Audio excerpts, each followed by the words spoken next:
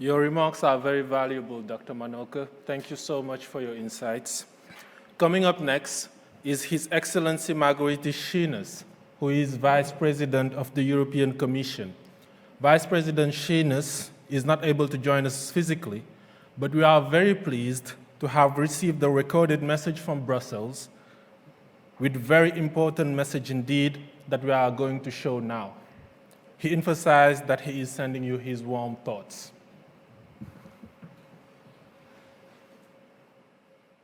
Dear President, dear Secretary General, dear participants, it is a pleasure to participate in this high-level dialogue on social cohesion, which I see as an efficient way to strengthen cross-sector collaboration between religious or belief actors and policymakers. Your organization's commitment to countering hate speech when it comes to very vulnerable members of our societies is much needed and much appreciated.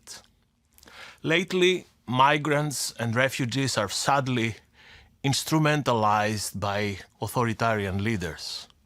Their grief is being used as a weapon to divide our unity and to undermine our European way of life.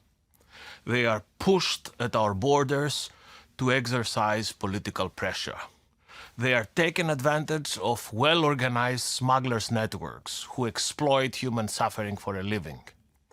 We cannot and shall not tolerate this exploitation and weaponization. This is contrary to our principles, to our European way of life. Online and in social media in particular, migrants and refugees are often treated with toxic language and racist hate speech. Millions of hateful, racist and xenophobic messages are posted online every day. But words have consequences. Words carrying hatred can lead to real violence and persecution of those vulnerable groups. For all these reasons, let me assure you that we are determined to fight racism and hate speech and to protect the fundamental rights of all members of our society. This is why we have proposed rules for the Internet highway where hate speech is primarily spread. The proposed Digital Services Act will make it obligatory for IT companies, which millions of Europeans use every day, to be more transparent about how platforms moderate content, advertising, and algorithmic processes, which can promote, unwillingly, hatred-fueled messages. And we do have the EU Framework Decision on Racism and Xenophobia. This decision prohibits racist and xenophobic hate speech across the European Union. And I want to be crystal clear. Hate speech is not free speech, and public incitement to violence or hatred against migrants and refugees is a criminal offense.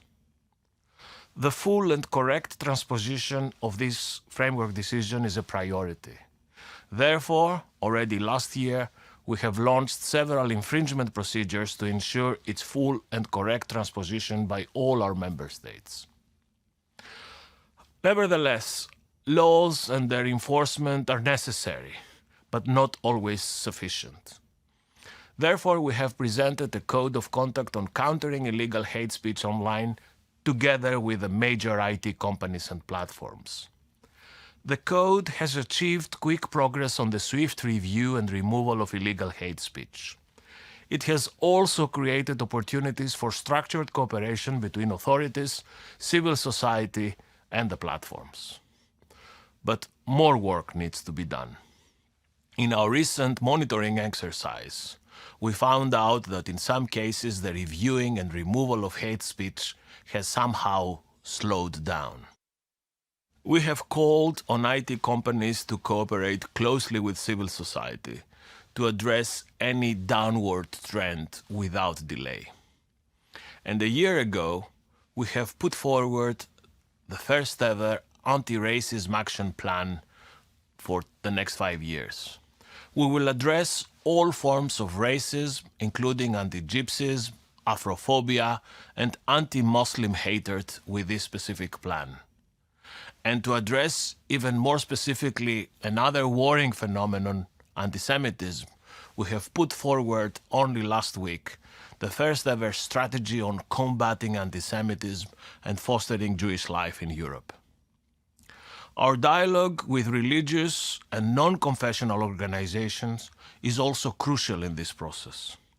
It addresses the religious and cultural diversity of our societies. And there is a growing awareness among religious and non-confessional organizations of their responsibility in the fight against racism. They are conscious of the fact that they need to reach large sections of society. And at the same time, we understand that religious people are often the target of hate speech and hate crime themselves. Ladies and gentlemen, dear friends, the European way of life, our model of societies in Europe, is built on equality, tolerance, social fairness, and the rule of law. The Commission is committed to protecting all persons who are targeted by racism and hate speech, including and particularly the most vulnerable. Among these are migrants and refugees, where we have one more task to fulfill: help them become fully integrated into our societies. Integration is the only way to achieve social cohesion. It is also one of the cornerstones of our new EU Pact on Asylum and Migration. Refugees and migrants can only be safe and well in Europe if they take part in and contribute to our society. Everyone who has a legal right to be in Europe should be able to build a life in Europe, because this is fair, because this is correct, but also because we need everyone's talent to build a better society and a stronger economy. And yet, there are still many obstacles for migrants to be able to fully contribute, and not just in terms of employment. Last year in November, we have presented an ambitious action plan on integration and inclusion. There, we have spelled out 60 concrete actions through specific recommendations to member states to help them make the inclusion of migrants and EU citizens with a migrant background a reality in everyday life. Integration is not only about having a job. It is also about education for children, education and lifelong learning for adults, health and housing. In Europe, we want welcoming, diverse and inclusive societies. To achieve this, we need both migrants and the receiving society to engage and work towards achieving these objectives. It is essential to provide places and opportunities for migrants and local communities to meet and interact, whether it is at school, the office, a sports club, or a park in the neighborhood. It is as essential to promote intercultural dialogue, including interreligious dialogue between faith communities. This dialogue helps combat xenophobia, exclusion, and us against them narratives, while building mutual respect and fostering migrants' sense of belonging. Through the Asylum, Migration and Integration Fund, here at the Commission we have supported and will continue to support local projects and to develop new partnerships with stakeholders, including migrants' organizations. And the expert group on the view of migrants, which we created last year, will continue helping us in designing and implementing EU policies in the field of migration, integration, and asylum. Dear friends, inclusion is the embodiment and the symbol of the European way of life. Integration and inclusion policies are vital for newcomers, for local communities, and contribute greatly to cohesive societies. I am delighted to see the initiatives you are taking to foster dialogue and understanding between communities. We all need to contribute in making sure that refugees and migrants have the tools they need to realize their full potential and assume the rights and obligations that govern our union, and that they are also allowed to do so without being exposed to hate speech, abuse of or online. I wish you every success to your conference, and thank you for your attention.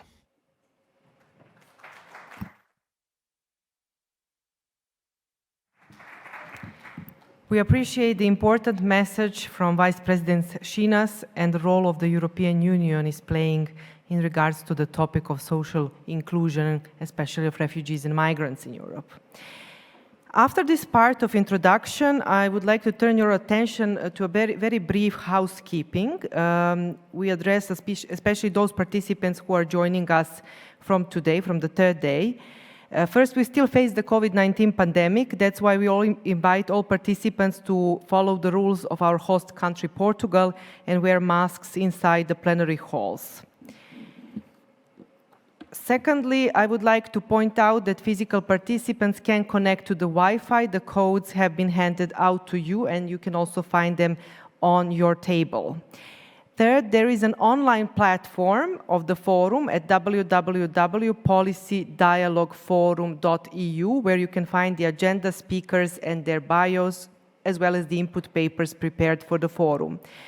The online platform is available to everyone, but those who are registered as participants can also have access to the attendee hub, which provides the opportunity to interact with other participants and interact in chat or pose questions in breakout sessions. I would like also to ask you to pay attention on our Twitter wall. You can see now on the screen. We encourage you to use the hashtag #DialogueForInclusion and engage in the conversation on the wall. Without further ado, after this introduction and the opening plenary session, I would like to invite, and I'm delighted to invite the moderator of the next session, Milica Pešić, of the session entitled Countering Hate Speech and Embracing Diversity in Europe, What is the Outlook for Policy-Driven Approaches?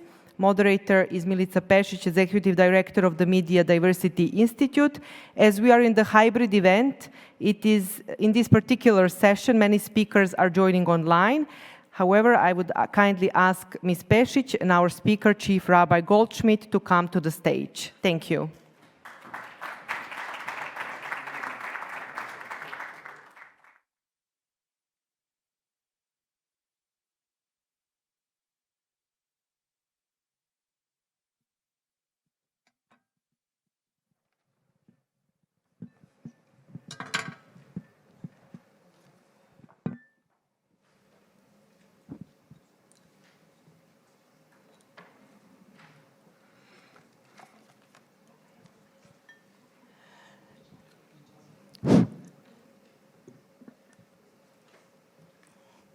Well, so many wonderful words have been told over the last 2 days and today about the importance of social cohesion, the importance of inclusion, and the importance of fighting, combating hate speech.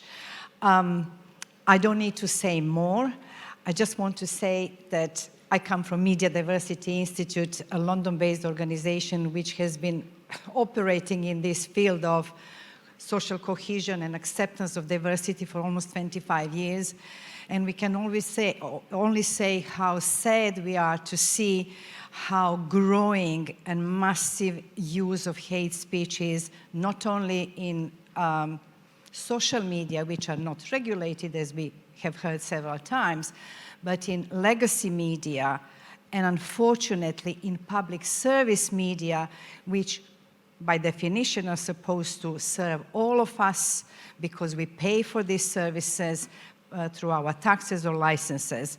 So I'm delighted to have my panelists here, one present physically in person here, and some of them online. So I will introduce all of them.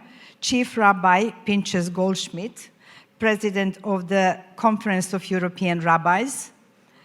Then we have, we have here His Excellency Grand Mufti Nejad Grabus, Grand Mufti of Sarajevo. Dr. Maria Maruda, Chair of the European Commission Against Racism and Intolerance. Reverend Monsignor Indunil Kodeth Evaku, Secretary of the Pontifical Council of the Interreligious Dialogue. I can't see him. Hello. And we have Mr. Hamdan Yamahi from the Executive Office of the Interfaith Alliance for Safer Communities. Before I give the word to the speakers, I just want to mention 4 questions we would love you all to address. At least one of them is, we listed some policies. We just heard of some policies from the European Commission, but there are others. What do you think about these policies? Do you think they should be improved? Do we need other policies to deal with social cohesion and combat hate speech? And quite an important question, but I hope that some of you will at least reach it. Will Europe be able to deliver on its promise to protect and maintain a free and positive existence for diverse communities? We have only 45 minutes, and the last question is quite serious. So, Chief Rabbi Goldschmidt, the word is yours. Yeah. Or you can actually use that one. Thank you so much for inviting me. It's a pleasure to be at a KAICIID event. And it's great to be in person here, even though I'm the only person besides you on this panel. But it's nice to see the smiles behind the masks and to have human contact again after we came out from our bunkers and our Zoom bunkers for more than a year and a half. Friends, I wanted to tell a story first. I'm from Switzerland. I was born in Switzerland. And in Switzerland, in 1349, during the bubonic plague, the Black Death, about 30 to 40% of Europeans died, and there was great political turbulence as a result, and there was a lot of hate speech.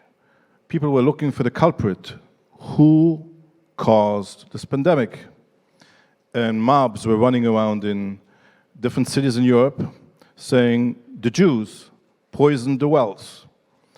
And in January 1349, the Bishop of Basel in Switzerland, together with the leaders of Strasbourg and Freiburg, got together to see how can they maintain peace and stop the hate speech.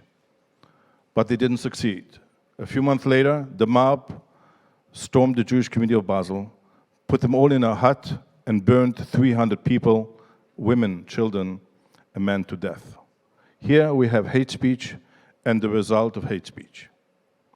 We are today also in a time of pandemic. We just published a report in IFSE, or the Institute for Freedom of Religion and Security in Europe, based in Brussels, a report about the hate speech increased during the pandemic with Islamophobia and with anti-Semitism. A great increase. But it is not only the pandemic. We basically have 2 reasons for this great rise in hate speech in our societies. It is the social media. The social media, as also said by Vice President Margrethe, is destabilizing our democracies, our systems, and amplifies hate speech.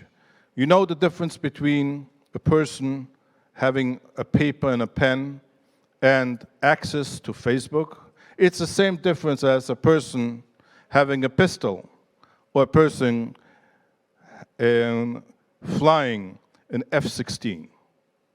This is the difference. Do the laws providing for freedom of speech really apply to platforms of social media, which are given? If Adolf Hitler would live today, would he be given a platform on Facebook? Free speech. Does free speech mean a free platform? Free speech is granted by the government, not by media companies. And who is responsible for that? Is it the media companies or is it the government I would like to refer to Sacha Baron Cohen's speech in the United States 3 years ago, and also President Macron. It is a responsible society in the government. And the social media amplifies those words. How about asking the social media, for example, we're meeting today here, leaders of different societies, of different religions. Who is reporting on that? Is Facebook or Twitter showing us together, speaking to each other? No, we have to do it. There's no responsibility. The world, and every time in history when media changes, it brings great turbulence.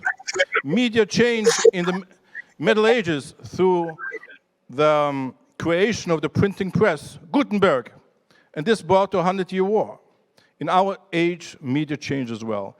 And society and the EU and every country, we have to regulate it, because if not, it's going to kill our democracies, it's going to kill our societies, and we have to demand responsibility and control and moderation. And we religious leaders can show the way, but the way we show the way, it's a drop in the bucket if the social media is not going to be forced. They're not going to make money of that. Not everything is money. To show that the leaders of different religions and the leaders of different societies, of different countries, and of different races sit together and want to live together and promote a peaceful society. Europe has been at war with the great powers for centuries, and it ended up with World War II. And after World War II, Europe said, we want to recreate a society, a continent, without colonies and without Auschwitz. That's the idea of Europe. But while Europe is at peace, the governments is at peace, the people in the social media are at war with each other. There is war in another way.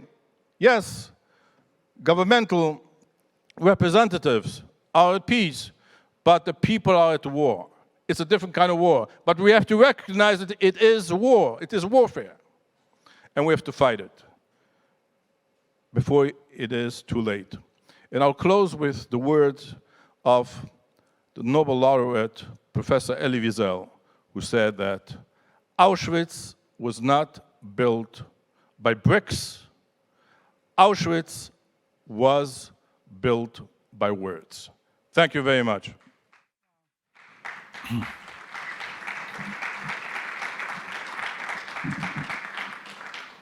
Thank you, Chief Rabbi Goldschmidt. What a powerful, powerful presentation, and I'm so glad that you talked already about the media. Hate speech easily turn into hate crime or hate murder, as I understood your message. And it's really sad that while the governments are in peace, the individuals are fighting the war on social media. It seems you are not happy with the codes of ethics which has been signed between the European Commission and social media, and it seems you believe there is a need for more policies or more pushing in that respect. And I really like that you quoted Sacha Baron Cohen, who's done fantastic work when we talk about prejudice, stereotypes, and then the role of social media. Thank you very much for your presentation. I'll move to the next speaker, His Excellency Grand Mufti Nejat Grabus.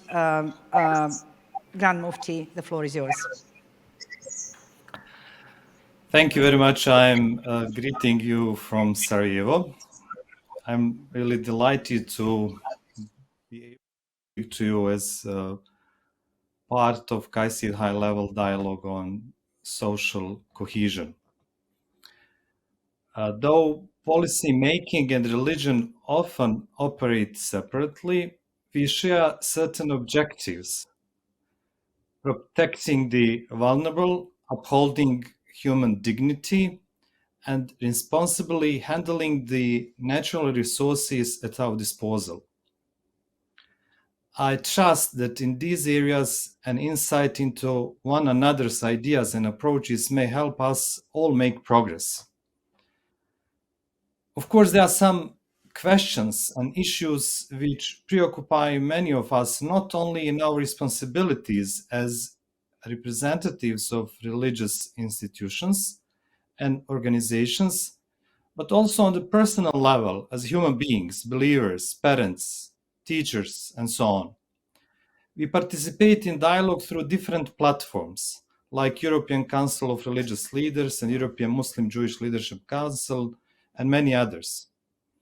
Through our engagement during past years, we have learned a lot about how it's important to listen and to learn about the experience and importance of working together in addressing issues like hate speech, different kind of phobias which affect many minority groups and the privileged groups in Europe. We believe that it is very important to engage and participate in meaningful discussion and dialogue, even with those, or specifically with those, we do not agree with. Constructive cooperation is possible only through a dialogue, and cooperation is the only way of reaching peaceful solutions to our disputes. Of course, we are talking today about the problem of hate speech, and in this context, we have been trying for many years to understand and to define what does it mean, hate speech, in different areas of the understanding of this problem.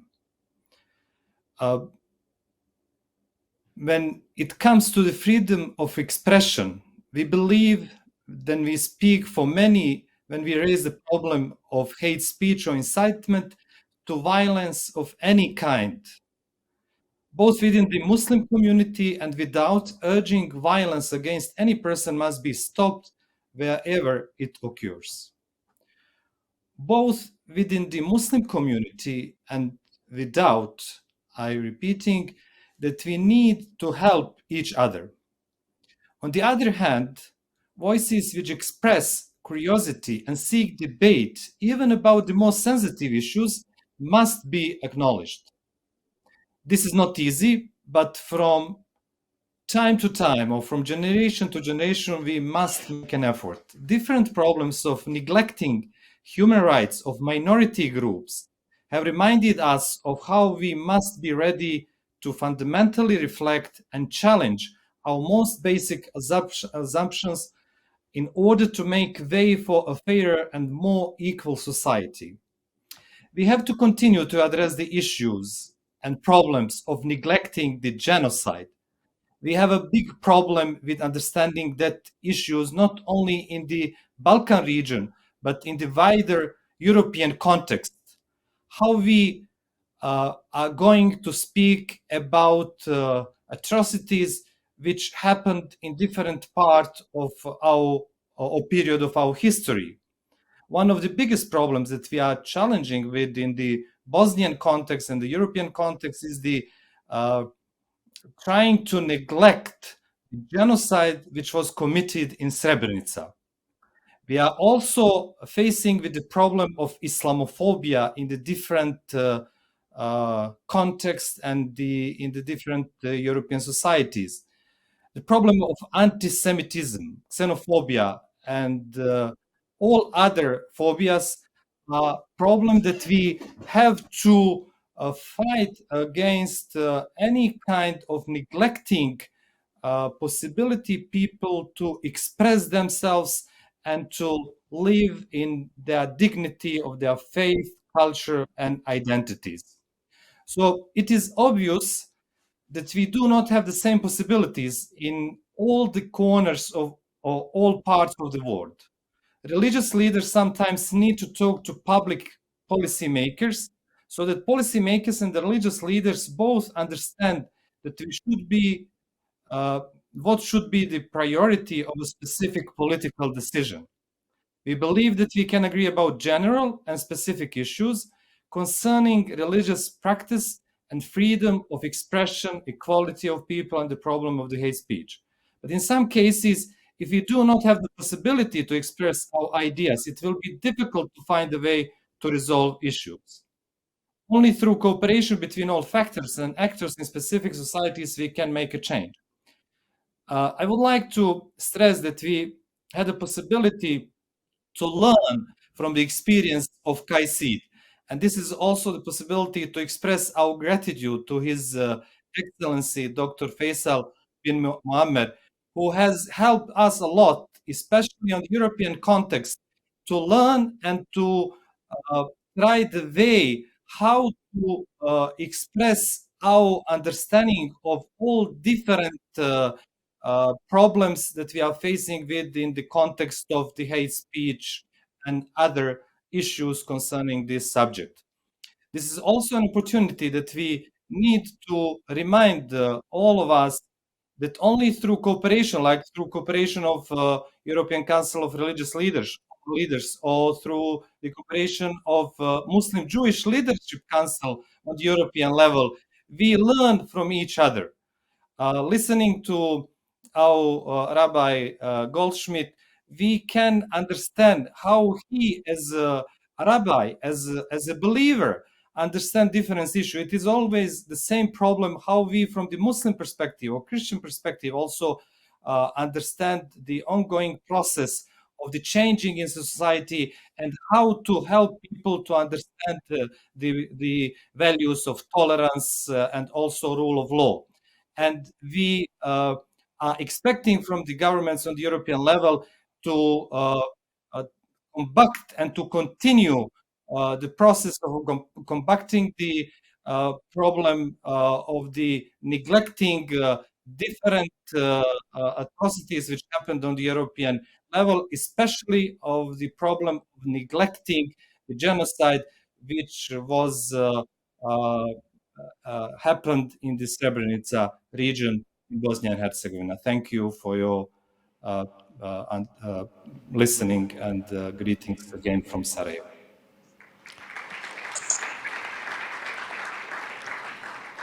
Thank you, Grand Mufti Grabus. Constructive cooperation is the only important way and to use the dialogue. Voices which raise even the most sensitive issues must be heard. A very important message from you. And then genocide in Srebrenica, still things to be clarified, because if we don't clarify the past, we cannot move forward. Thank you for your presentation. I hope we'll have a chance to hear more from you today. We've heard two religious leaders. I would like now to move to someone who is dealing with policies, Dr. Maria Maruda, Chair of the European Commission Against Racism and Intolerance. Dr. Maruda, we have 5 to 6 minutes. Please go on. Thank you very much for the invitation in this very important event organized for the third time. And indeed, for very important speeches and meaningful even keynote speeches. Being a KAICIID chair, the chair of the European Commission Against Racism and Intolerance of the Council of Europe, a monitoring and standard setting body of the Council of Europe established 27 years ago, and being a member, independent member in respect of Greece, of ECRI, I have to say that I have first-hand experience of what it means to show not just a wish to include refugees and migrants in Europe, but most importantly, acts of everyday solidarity. Not only among states, but through even voluntary commitments among different religious, NGO groups, even cities. The ambassador from Portugal reminded me of the initiative of Lisbon City, the city you are there, and unfortunately I could not join you in person today. When Lisbon asked Athens, the municipality of Athens, as an act of solidarity, voluntarily, to receive unaccompanied children from Greece. And indeed, this happened very swiftly. So these initiatives are extremely important. Now, when we are speaking of addressing hate speech, we really have to start with the basic human right of freedom of expression. We have to say that this is essential for a truly democratic society. But it's not an absolute right and cannot be defended when used to undermine democracy or incite hatred and violence. The rise in hate speech, prejudice, and intolerance in Europe may in many cases be linked to statements or comments made by politicians, by public officials, even at times at the highest political level. These statements or comments, which can be made online or offline, have targeted various groups of concern to the European Commission Against Racism and Intolerance, ECRI, and I'm referring not just to migrants, but also to Roma, to Muslims, Jews, Black and LGBTI persons. In addition, traditional media across member states has sometimes played a central role in portraying minorities and migrants negatively and scapegoating them for various societal problems. Equally, while the positive role played by digital technology companies in society is recognized, social media platforms and internet intermediaries have been enablers of hate speech against these or other groups. It also emerged from the findings of ECRI during our country monitoring work, and I'm talking about in-person field work we do, that if left unaddressed, hate speech can lead to acts of hate-motivated violence and even to conflict on a broader scale. If ECRI makes a series of specific recommendations in our country monitoring reports to help address hate speech and hate crime, if this has played an important role in offering general guidance, then I have to recall that we have also adopted what we call standard setting, which means general policy guidelines addressed to all governments of the Council of Europe member states. And these instruments provide for detailed guidelines that policymakers are invited to use when drawing up national strategies, policies in various fields, action plans, and other means they have at their disposal. In the context of today's event, it's worth mentioning our General Policy Recommendation number 15 on combating hate speech, in which we focus on the phenomenon of hate speech and the damaging consequences of its use for individuals, certain groups of persons, and the society as a whole. This recommendation thus sets out ECRI's understanding of what constitutes hate speech and identifies the various measures we need to have governments adopting. It should be stressed here that there must be specific and prompt condemnation of hate speech, including online.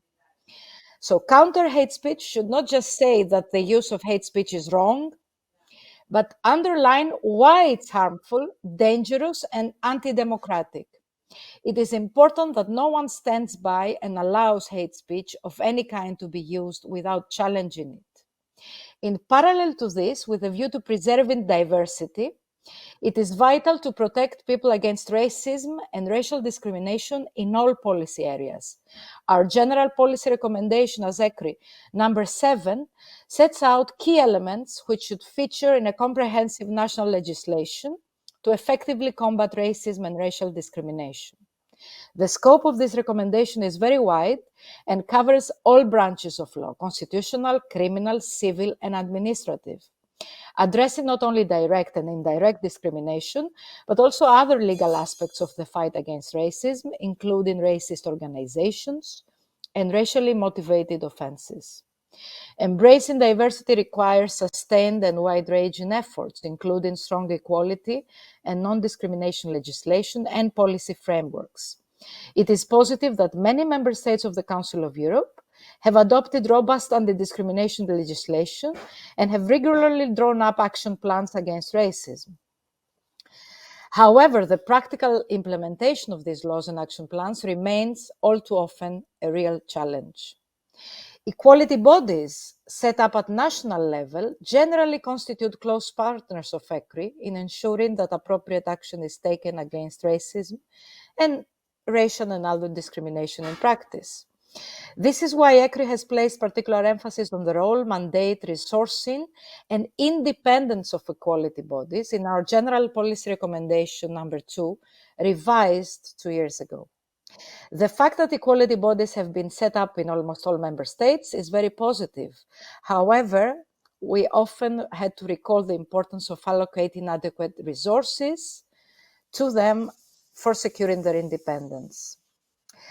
Now, together with civil society organizations, we deem important to promote equality and increasing intercommunity dialogue, as well as to build trust among communities and enhancing resilience against messages of hatred. As ECRI at European level and equality bodies at national level, we also look closely at the various forms of intersectional discrimination. It is not necessarily only one particular ground on which a person may be discriminated, but is often the interplay of two or more characteristics, for example, Muslim migrants. Now, I told you that in September 2019, we celebrated our 25th anniversary as ECRI, and we adopted a roadmap. And in that roadmap, we said that we would Dr. revise Maruda. after... I'm finishing with this, concluding. Thank you. We would revise 2 general policy recommendations on anti-Semitism, which was recently adopted. And when I say recently, I mean 3 weeks ago, where we have very new contemporary forms, not just the traditional ones, of anti-Semitism and how to best approach anti-Semitism in both preventive measures and in legislation, relevant legislation, supporting best practices. We are currently working and hope to very soon adopt the anti-Muslim hatred revised recommendation. So this is what we are trying to do, listening, monitoring through our fieldwork, and adopting revised new forms of countering hate speech. Thank you very much. Thank you, Dr. Maruda. Sorry for trying to interrupt you, but I just want to be sure that everyone has enough time to do their presentations. Everyday solidarity, something which we've already heard from Chief Rabbi Goldschmidt, that we have to be very careful how easily hate speech can turn into or lead into hate crime. Obviously, something everyone to watch. Cooperation with civil society organizations. I hope we'll have time to go back to you, Dr. Maruda, because I'm really interested to hear why you didn't mention legacy media at all. And I'm sure that your reports do mention that. So thank you for the presentation, and Dr. Maruda. And I'll move now to Reverend Monsignor Indunil. The floor is yours, Monsignor Indunil. And I really beg you to try to stay within 5 to 6 minutes so that we can have time maybe even for questions. Thank you. Thank you very much, distinguished guests, panelists, participants. Good morning to you all. On behalf of the Pontifical Council for Interreligious Dialogue, I would like to thank the organizers for inviting me to speak in this opening plenary. In my presentation, I would like to explore briefly the following 2 questions. How can we account for hate speech in Europe today? The second, how can we counter hate speech and foster diversity in Europe? The first question, how can we account for hate speech in Europe today? The motto of the European Union is united in diversity. Yet today we see a gradual deterioration of this motto due to multiple crises. Addressing the World Conference on the theme Xenophobia, Racism and Populist Nationalism in the context of global migration, Pope Francis noted, I quote, "We live in times in which feelings that to many had seems to be outdated appear to be re-emerging and spreading. Feelings of suspicion, fear, contempt, and even hatred towards other individuals or groups just to be different on the basis of their ethnicity, nationality, or religion, and as such believed not to be sufficiently worthy to participate fully in the life of society. End quote. Furthermore, due to media discourse with the repetition of expressions like a huge migration crisis, the radicalization of migrants and the members of diaspora, migrants and refugees may be infiltrated by terrorist groups, etc. Migrants are perceived as a threat to national identity, domestic security, and social fabric. As a matter of fact, some of these concerns should not be dismissed outright because some terrorist attacks have taken place and radicalization is a social phenomenon. Yet, labeling all migrants as possible radicals or extremists for terrorist attacks carried out by a tiny group of fanatic, isolated individuals create a fertile ground for radical groups to thrive. On the other hand, far-right extremist parties and movements exploit these fears and transform them into political discourses on security and identity issues. The second question, how can we counter hate speech and foster diversity in Europe? The drama of hate speech, as already mentioned, has worsened due to the crisis of COVID-19 pandemic. Legal provisions alone cannot regulate and combat hate speech. Relevant stakeholders and organizations need to work together to build a strong civil society through reactive measures and response mechanisms. How can the religious actors contribute to prevent and combat this social plague? First, family and fraternity. Charity begins at home. So religious actors can help the family to be a place of nurturing and promoting the values of sharing, welcoming, fraternity, and solidarity. Second, fostering interreligious dialogue as an essential function to build social coexistence and a necessary condition for peace in the world. Third, religion, dialogue and religious extremism. We cannot speak of interreligious dialogue as a way of fostering a fraternal world without addressing the scourge of religious extremism. Therefore, religious communities need to do some serious soul searching. Fourth, dialogue and cooperation. Pope Francis said, I quote, "There is no alternative. Either we will build the future together or there will be no future.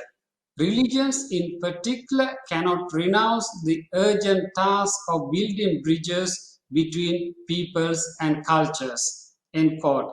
Fifth point, the need for healthy and open inclusive dialogue between religious actors and policymakers. It has been already mentioned by different speakers. Then the sixth one, dialogue and education. United Nations Strategy and Plan of Action on Hate Speech 2019 encourages using education as a tool for addressing and countering hate speech. In the same way, promoting the initiative of a global compact on education, Pope Francis highlights that, I quote, "Religions have always had a close relationship with education to advance universal fraternity." End quote. Seventh one, dialogue and social communication. Those who work in the field of social communication have the duty to put themselves at the service of truth and to broadcast information, taking care to promote a culture of encounter and openness to others with mutual respect and diversity. Tackling online radicalization is the responsibility of all. 8th point, dialogue and migrants.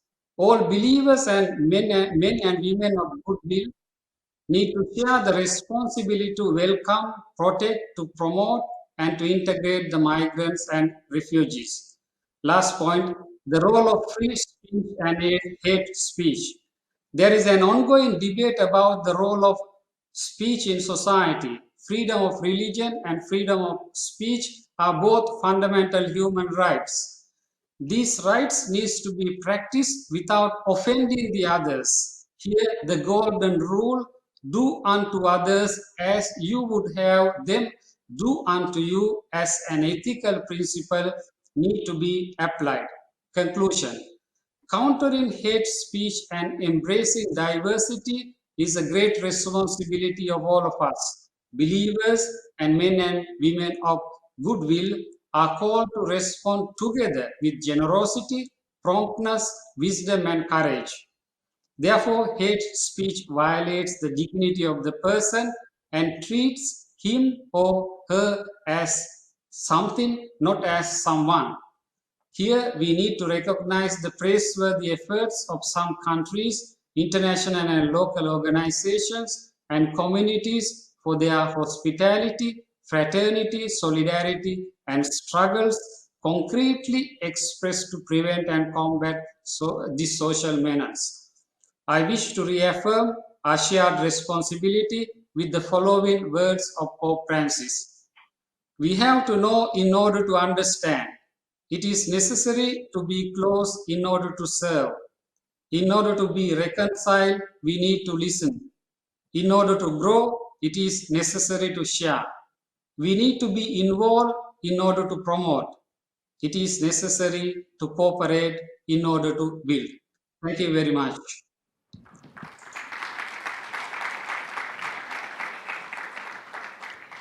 Thank you, Reverend Monsignor Indunil. Maybe the most practical definition or the way of deciding when to use hate speech is what you actually said in your presentation. Do unto others as you would have them to do unto you. So try not to do harm. Feel how you would feel if someone used the same words against you. Thank you very much, Reverend Monsignor. We are ending, it seems, this session by another presenter. There will be no time for questions and answers, unfortunately, but that's the reality of this kind of events. Mr. Hamdan Al-Yamahi, the floor is yours. Thank you very much. I'd like to thank KAICIID for giving me this opportunity to participate in such a high-level forum. First of all, I will start with introducing the organization I work on. The Interfaith Alliance for Safer Community was established to empower faith leaders to work for the safety and security of our communities, tackling permanent issues in society. We do that through a passionate network of advocates from civil society and faith communities around the world. We aim to facilitate the building of bridges between key stakeholders, including faith leaders in the community, NGOs, experts in various domains. We are conscious of the importance of empowering faith leaders, both at the institutional level and grassroots level, with knowledge and to mobilize them to play a more active role in community safety. We have different areas of focus based on current challenges being faced by our communities and requests we receive from faith leaders. Hate in our communities is something we have been approached about 2 years ago. We have worked with many faith communities around the world, such as in Moscow, New York, and Israel. Hate crime during the pandemic witnessed a rise. Hate against race, faith, gender, orientation is all hate, and hate online specifically that which intense violence posts needs to be addressed in a comprehensive way by all of us. The use of religion as a political tool is at a high with an impact of society, economy, technology, security, and safety in communities. Our working model is straightforward.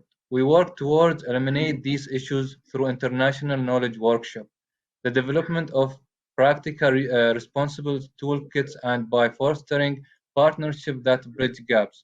One of our main partners, Chief Rabbi Goldsmith, we work together in combating some of hate speech crimes. We are now dealing with these problems in our communities against the backdrop of the ongoing COVID-19 pandemic.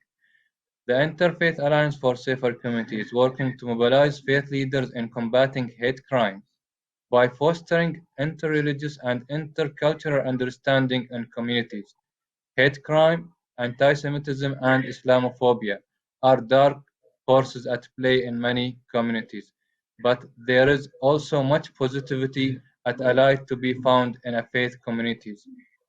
When we organize workshops, whether they were regional or international, we found that faith leaders from different faiths want to work together, want to integrate into a community. They are willing to leave their differences at the door, are coming with ideas on how to solve problems. They are coming to have a productive conversation. There has been a marked increase in cases of hate crime and online hate speech as a result of pandemic, targeting groups of people in different countries due to their race or religions, including Asians, Jewish, or Muslims. Hate crimes can be undertake many forms, such as physical and verbal attacks against individuals as well as attacks on property. One of the most concerned trends in recent time is the use of the internet and social media to spread hate speech across the large audience. During a roundtable event hosted by the Interfaith Alliance for Safer Community, a point of discussion was that anyone can be a victim of hate crime, and therefore nobody is immune. Faith leaders have a power within their communities to heal wounds and bring about changes, which is why they are such a precious resources. In this precious and somewhat social isolating time, it is more important than ever that faith leaders now begin to harness technology and take actions to voice as a voice of hope. They must also address the spiritual needs of their communities and strengthen resilience amongst their members. Faith leaders are here to help, and they should have a seat at the discussion table. They are motivated by peace and want to support the community. At our Tackling Hate Speech workshop, research presented showed that hate speech leads to measurable harm, including psychological and emotional, higher infant mortality, great levels of substance abuse, and a lower life expectancy. In addition to harming the targeting community, hate crime can also lead to a socio-economic harm to their broader communities. Our work with the first conference of Imam against radicalization in France and a conference of European rabbis in Germany, as well as engagement with the World Economic Forum in Davos, is a helping towards educating and spreading awareness and shining a light of the dark element of our global open digital society. Partnering with these organizations through various events aim to help to build awareness and reduce the spread of hate crime and make genuine difference within our communities. For too long, we have Mr. Yamahi, followed a top-down approach to I'm resolve sorry. our problem. Mr. Yamahe, I'm Yes. sorry for Yes. interrupting you, but we agreed we would all talk maximum 7 minutes. Yeah, If sorry. you can I'm wrap up finished. your presentation, it would be great. Yeah, Thank I'm you. finished. Yeah, social cohesion and stamping our hate within society will not be an easy task to achieve. Different community parties have an aligned goals and belief. It is important that things to remember is that we must all put together. Give and take is a vital when it comes to diverse group of people living together harmoniously. Thank you very much.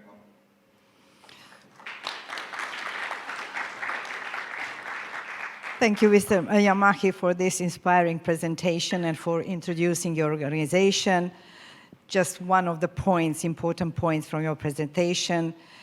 hate against ethnicity or religion or gender or any minority group is still hate. With this, I would like to end this, unfortunately, series of presentations instead of a discussion, but there is a coffee break. We can continue talking. Thank you for your attention. Thank you, Rabbi, for being with us. Thank you for other speakers for joining us online, and hope to see you soon in much more positive discussions about, our successes in combating hate speech. Thank you.